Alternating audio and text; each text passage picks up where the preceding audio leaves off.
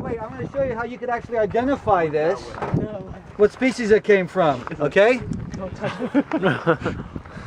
So if it Is it grainy? Oh no! right there, okay? Yeah. Oh. Now if it smells and tastes like like a starfish, it's from a Glaucous-winged Gull. If it smells and tastes like a mole crab, it's probably from a Western Gull. So let's Oh my God! No. smelling a little bit like starfish, but to be certain I have to taste it.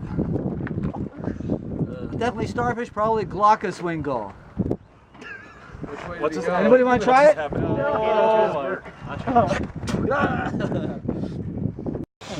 It's actually toothpaste.